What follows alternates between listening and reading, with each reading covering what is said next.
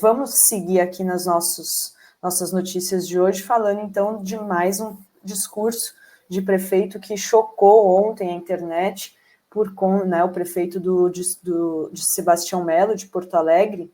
Ele defendeu que quem defende a ditadura está apenas tendo direito de liberdade de expressão. Defender a ditadura é liberdade de expressão. Tem um vídeo, solta o vídeo, Guilherme, por favor.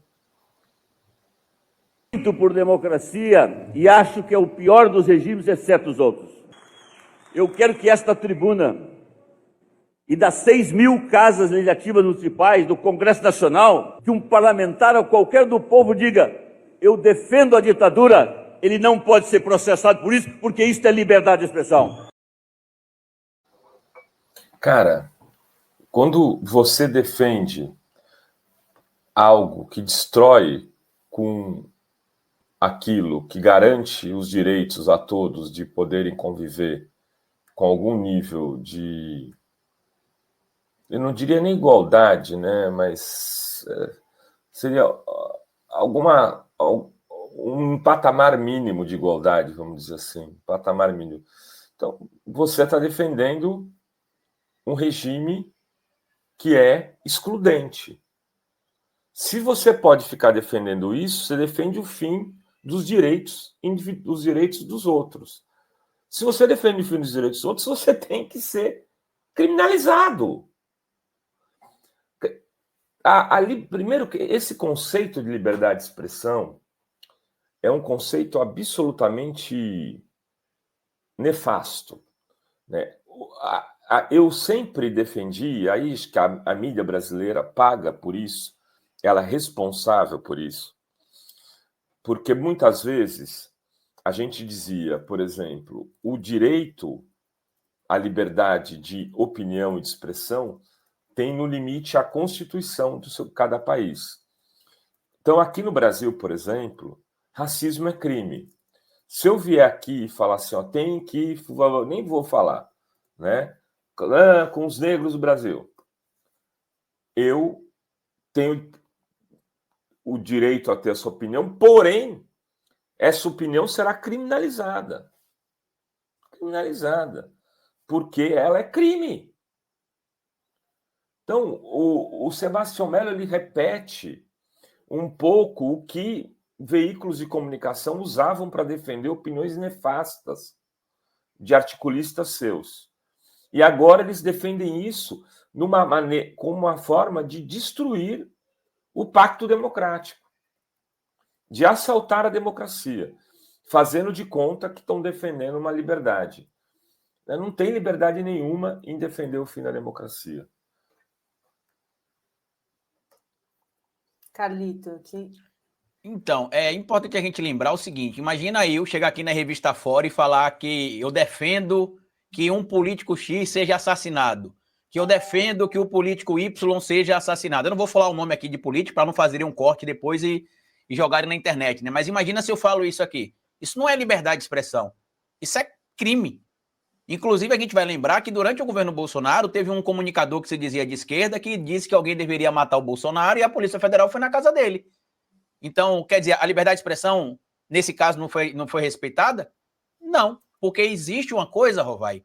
No STF tem lá, inclusive, quem quiser procurar, tá lá, ó, teoria dos limites, ou se vocês procurarem na internet, tem que encontrar lá também, teoria dos limites dos direitos fundamentais, que é o quê? É a gente entender que nenhum direito é absoluto. Nenhum direito é absoluto. Por quê? Imagina eu, no auge aqui do meu dever de promover o meu direito de liberdade de expressão, promover crime contra alguém. Eu não posso cometer crime alegando que eu estou cometendo aquele crime porque é um direito meu cometer aquele crime. Isso não pode acontecer. A gente tem, o próprio doutor Gonê citou na época, acho que da sabatina dele no Senado, quando questionaram sobre essa questão da liberdade de expressão, Rovai, Idri, ele falou, nenhum direito é absoluto, não existe liberdade de expressão absoluta. Não existe. E a prova que não existe, Idri, é a quantidade de processos que os próprios bolsonaristas movem contra pessoas que têm críticas, não são nem ameaças, tá? São críticas no campo do jornalismo contra eles. Eles se sentem ofendidos com o trabalho do jornalismo e vão lá e processam as pessoas. Então, se até para eles que defendem supostamente essa liberdade de expressão irrestrita existe um, entre aspas, limite, por que para os outros não deva ter? Eu acho, inclusive, isso não vai acontecer pela Câmara de Vereadores de Porto Alegre, lamentavelmente, tá? O pedido de abertura de um processo de impeachment contra o Sebastião Melo. Mas eu acho que o Ministério Público deve se manifestar. Isto é uma clara apologia ao crime. A pessoa tem direito de cometer crime, de defender a ditadura. Lembrem vocês, se tivermos uma ditadura, o Estado Democrático de Direito deixa de existir. O Sebastião Melo não poderá participar de eleições, o Carlito Neto não poderá participar de eleições, o Rovai e a Adri não poderão ter veículos independentes de mídia, porque serão controlados por uma ditadura. Então, como é que a pessoa... Ele ainda equipara mais na frente, Adri Rovai, a ditadura e comunismo. Né? Não deve ser crime nem defender a ditadura e nem defender o comunismo. Peraí, meu irmão, você está misturando alhos com bugalhos. Porque a relação que eles fazem sempre da ditadura do proletariado, né? Eles tentam equiparar a ditadura que eles querem colocar, que geralmente é uma ditadura cívico-militar que quer aniquilar, como bem citou um seguidor aí, né? Extirpar os opositores. Então esse discurso precisa ser superado. A gente não pode topar isso. O discurso da própria Zoe Martins, por exemplo, Martínez, na Câmara de Vereadores de São Paulo, é um discurso só para alimentar a base bolsonarista. Infelizmente, Dri Rovai, o nosso campo ainda não entendeu que estas pessoas não são desinformadas, não são burras, ao contrário, elas são extremamente inteligentes, elas sabem o que o público delas quer ouvir, elas sabem como o público dela quer ouvir o que ela vai falar, e simplesmente faz para poder manter essa base engajada. Aqui em Aracaju, ontem, Rovai, aconteceu uma cena engraçada. A prefeita atual, que inclusive eu tenho uma leve suspeita que o vice vai dar uma de Temer com ela, porque o vice está atrás de um protagonismo sinistro aqui, né? E ela chegou com ele em um carro de luxo, mas entrou para a posse de Fusquinha, porque ela disse que ela não era igual aos outros. E aí ela chegou no local da posse de carro, ele chegou no Jeep Compass, ela também chegou numa picape, né, de alto valor, mas na hora de entrar para a posse é de Fusquinha, porque ela é do povo. E aí, quando você vê aqui na mídia local, que isso eu preciso bater palma para a extrema-direita também, todos, Rovai, todos os blogs locais de mídia de internet, né, de Instagram, de TikTok, de Facebook, de YouTube, todos, são só postagens defendendo ela, enaltecendo como ela é uma política do povo, que entrou para posse em um Fusquinha, enquanto a gente às vezes fica batendo cabeça para tentar dar um toque, olha, tem de ser assim, tem de ser assado. A gente precisa se atentar, porque aqui ontem, Aracaju mesmo, se vocês estavam achando engraçado ela pintando a cara de leão, de Judá, de onça, sei lá que diabo foi na época da Vitória, vocês tinham de ter visto ela ontem entrando de Fusquinha no Teatro Tobias Barreto, porque ela é diferente do povo. Inclusive, não usou cinto de segurança. Eu quero saber se a Secretaria Municipal de Transporte e Trânsito vai multar ela, porque eles estavam lá, inclusive. Não pode levar. Hipocrisia, né, Carlito? Chega com o carrão, aí só na hora de tirar foto, parece um aí que fica comendo pão com leite condensado, né, fazendo... né, mas tem, sim, um monte de imóveis, né, um monte de...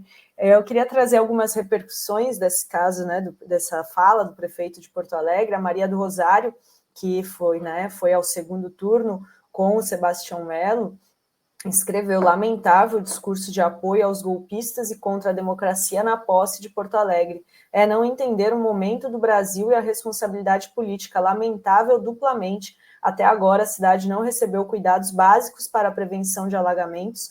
Trabalhe mais para todos e faça menos discurso para agradar a extrema-direita. A cidade é melhor que isso. E a posse do secretariado teve que ser cancelada. Porto Alegre enfrentou ontem enchentes, alagamentos. A gente tem vídeos aqui, ó. Porto Alegre, então, feito para prioridade para agradar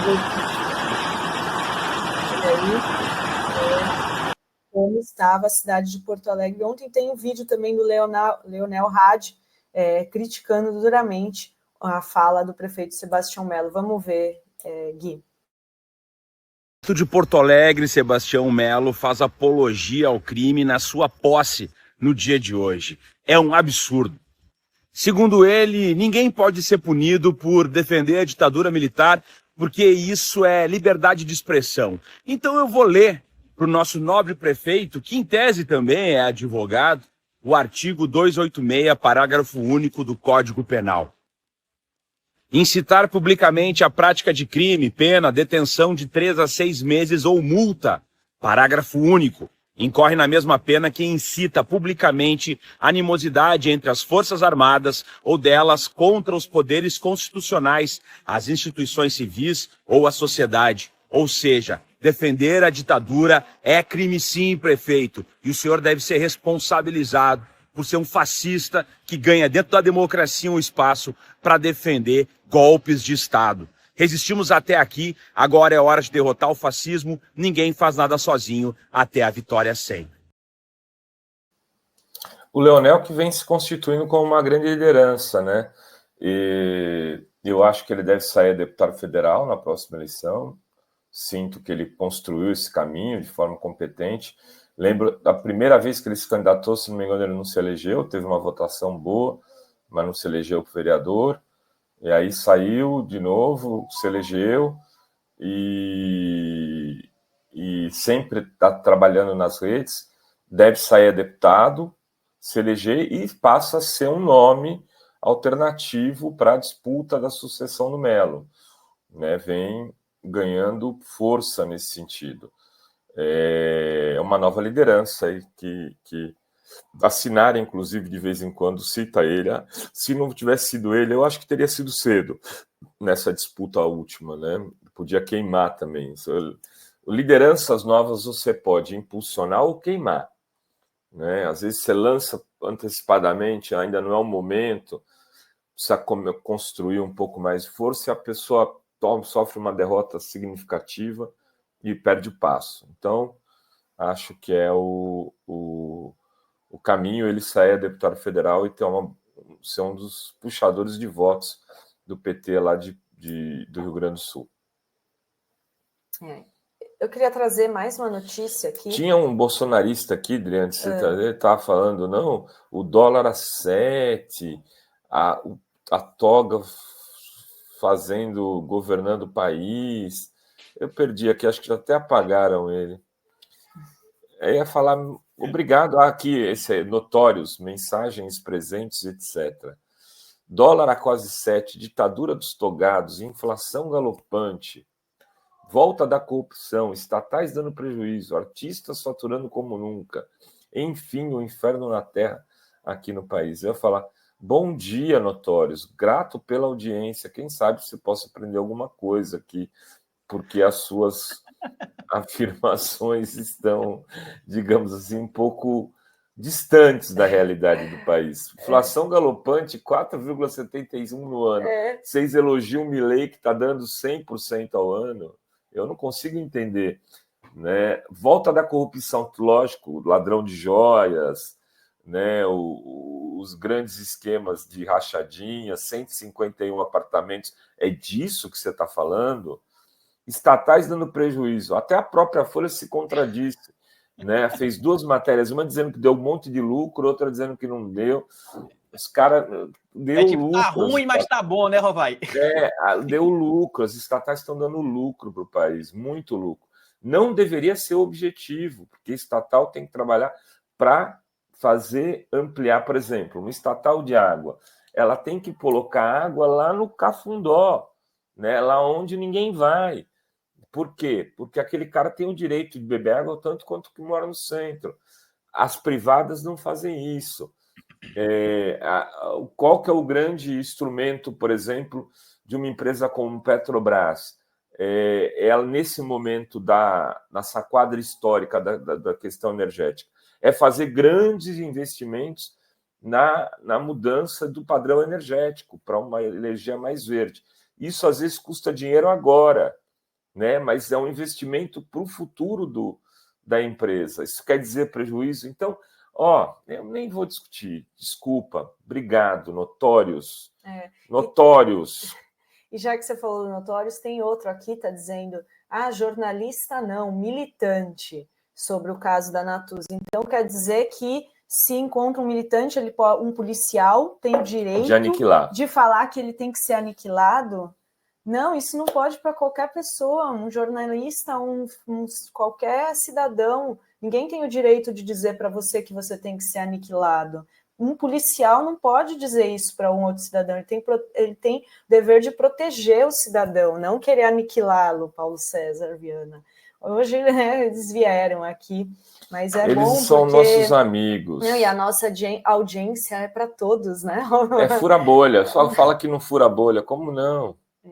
E eu queria trazer o mesmo prefeito que foi ontem dizer liberdade de expressão, que que pode até defender a ditadura, ele quis censurar um painel durante a disputa eleitoral, um painel do artista plástico Felipe Harp, onde está o Sebastião Melo com a cabeça quase totalmente afundada na lama, né? E ele entrou com uma ação para tentar retirar o painel, e em agosto a juíza Patrícia Tomé considerou que o painel se enquadrava na categoria de propaganda eleitoral em local ou meio vedado pela legislação, e o mural foi removido após a juíza fixar uma pena de multa em caso de descumprimento da ordem. Um mês depois, o Tribunal Regional Eleitoral do Rio Grande do Sul autorizou a reprodução do mural, que o Ministério Público Eleitoral entendeu que se tratava de uma arte elaborada por cidadão que não está concorrendo como candidato, e a gente tem o vídeo desse mural, desse painel, que o Sebastião Melo tentou censurar durante a campanha. Olha só, lembrando, né, um mural que faz alusão à tragédia, né, das enchentes que o povo de Porto Alegre sofreu. Olha aí, faz uma alusão, uma obra de arte, né, que põe o Sebastião Melo aí em meio à inundação. Então, é esse que agora veio defender a liberdade de expressão só para golpista, né? É que nem essa Júlia Zanata, que defende a liberdade de expressão para os golpistas 8 de janeiro. Essa canalha, ela processa todos os jornalistas, muitas vezes, por algumas vezes, fazendo assédio judicial. A Fórum, a gente já tem mais de uma dezena de processos dela. Nós temos advogado, o escritório trabalha para a gente com um FII mensal, quer dizer, eles acabam tendo que recorrer e tal. Não sei se eles ganham depois sucumbência, como é que funciona, mas a gente ganha todas. Mas tem que ir lá defender, constituir advogado. E eles fazem isso com pessoas com menos condições de se defender. Aqui o exemplo. Eu estou sendo processado pelo Malafaia, pelo Abílio Brunini. O Carlos Jordi tentou me processar. Inclusive, queria aproveitar aqui esse empenho de liberdade de expressão, Rovai, do prefeito de Porto Alegre, para pedir ao Malafaia também, que defende tanto a liberdade de expressão, que já que ele perdeu em 2 instâncias para mim, que ele retire o processo em nome da liberdade de expressão. Para o prefeito de Cuiabá, empossado, Abílio Brunini, que em nome da liberdade de expressão também, que ele retire o processo contra mim. Então, assim, vocês não defendem a liberdade de expressão? E eles fazem isso, Rovai. Eu preciso aqui bater palmas para o nosso campo nesse sentido, que a gente aprendeu a se organizar nesse sentido de procurar suporte jurídico. Por quê? Muitos desses indivíduos, seguindo a estratégia do Olavo de Carvalho, o Olavo de Carvalho falou isso em vários vídeos durante a sua vida, em várias lives, né, durante a vida dele, que os indivíduos da direita conservadora ou da extrema-direita deveriam processar massivamente os esquerdistas mesmo para poder gerar ali um custo para aquelas pessoas. Como a gente não tinha dinheiro para custear advogado, muita gente ficava com medo. Só que durante essa luta para cá, aconteceram também o surgimento de vários coletivos de advogados que defendem as pessoas do campo progressista de graça. Por exemplo, eu sou defendido pelo projeto lá do Felipe Neto, né, o Cala a Boca Já Morreu, pelo escritório do Augusto de Arruda Botelho, junto com a doutora Bruna Alcolea. Sou defendido, no caso do Abílio Brunini, por uma outra iniciativa onde o doutor Lucas Mourão me representa, que também é advogado do deputado Chico Alencar. Então, assim, podem mandar quantos processos vocês quiserem, que não vai resolver mais. Vocês não vão mais assediar a gente juridicamente, vocês não vão mais ameaçar a gente, porque a gente conhece o entendimento da lei. E teve uma decisão recente, Rovai, se não me falha a memória, do ministro Gilmar Mendes, que reconheceu a prática de assédio jurídico contra jornalistas, por alguns parlamentares. E isso é importante por quê? Porque cria jurisprudência para que quando vem um processo da senhora Júlia Zanata, da senhora Carla Zambelli, por exemplo, o magistrado que pega esse processo veja que aquela conduta dela é reiterada, só para gerar algum tipo de prejuízo à parte que ela quer processar, e depois acaba ali não dando ganho de causa para eles. Eles acabam pagando, né, como você citou, a sucumbência, que é os custos do processo ali, como vai acontecer no meu caso com Malafaia, como vai acontecer no meu caso com o próprio Abílio Brunini, porque eu não cometi crime algum. E no caso do Abílio Brunini, chega a ser tão grave, Dri, ainda mais porque a gente está falando do Mato Grosso, que recentemente veio à tona um monte de denúncia ligada ao Poder Judiciário.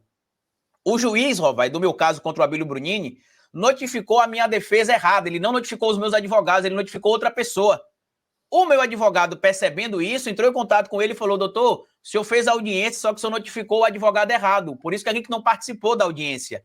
E como a gente mostrou para o senhor nos autos aí, os dados da parte do representado estavam corretas. Foi um erro do próprio tribunal. Aí o juiz por telefone, Dri: não, doutor, tudo bem, a gente realmente errou. A gente vai remarcar a audiência. Poucos dias depois, ele proferiu a condenação contra mim em primeira instância. E eu tive de gastar quase R$ 1.500 para recorrer de uma falha do juiz. Mas aonde? No Mato Grosso. Infelizmente. Cá entre nós, não foi uma falha do juiz, né? A gente sabe que não é uma falha. E o Carlito não tem que se manifestar porque essas coisas são complicadas. Mas eu estou falando que não é uma falha. Assim, muitas vezes a gente tem que ir até a terceira instância para garantir os direitos. Porque você tem um sistema de compadrio. Por exemplo, no Paraná, a gente não ganha nada dos lavajatistas. Tem que sair do Paraná para reverter no Supremo. É doloroso. A gente teve um processo que não deu para ir para o Supremo, que a gente teve que pagar para a juíza copia e cola, né? Que depois tudo que a gente tinha dito na matéria foi dito de forma mais acentuada pelo Toffoli no despacho dele, dizendo que havia um conluio. Nós somos condenados por usar o termo conluio entre o Ministério Público e a juíza de ofício, lá na 13ª Vara de Curitiba. E por isso nós somos condenados a quase R$100 mil. Tivemos que fazer uma vaquinha virtual aqui para pagar. A comunidade ajudou bastante. E agora o Toffoli diz exatamente o que a gente disse. Vamos recorrer? Recorrer para quem? Para o Paraná mesmo? Vai perder de novo.